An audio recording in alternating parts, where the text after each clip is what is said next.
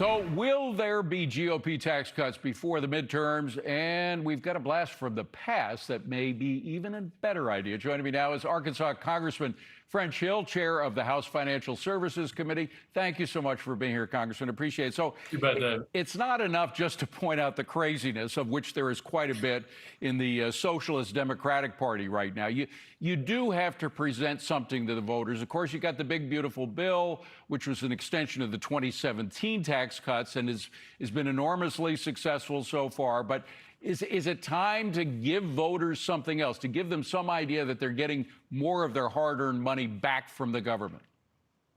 Well, great to be with you. Of course it is. And I think it is important, though, not to let the big, beautiful bill not be discussed, because no tax on tips, no tax on overtime, incentives to make capital investments that's got manufacturing and capital growth growing in this country, no tax on most Social Security for seniors. Those were additions to the first term's tax reform, along with doubling the child tax credit. So with those benefits that we have, what else can we do? And I do support something I think it's very important in my work in passing our big housing bill that's a big success across the country that will increase housing affordability, would be to complement that by indexing capital gains for those who own a house today. And I've certainly been supportive of that. We haven't done it, I don't believe, David, since the late 1990s. Right. Right. And by the way, the people talk about the cost of that. The cost is minuscule. I think the government now gets about $6 to $8 billion a year in revenue. But on the other hand, and this is a big sell for the tax cuts, it has to be mentioned more and more often. From 2017 until now, that is at the time of the first tax cuts in the first Trump administration to the continuation and expansion of them with the big, beautiful bill, we have increased revenues, tax revenues coming into the U.S. coffers 68%. That's twice the rate of inflation. So the Laffer effect is well and alive and kicking and bringing in more revenue. You have more economic activity and you get more revenue. No doubt. I mean, we're the most successful country on the planet, and you've seen that in the GDP growth since the pandemic, the revenue growth from the pandemic, all those things you pointed out. President Trump's supply side approach to both tax policy and regulatory policy have produced that economic growth that dwarfs our competition around the world. But what we have is an uncontrolled spending problem. We're running these deficits. 50% of our deficit is now interest on the debt.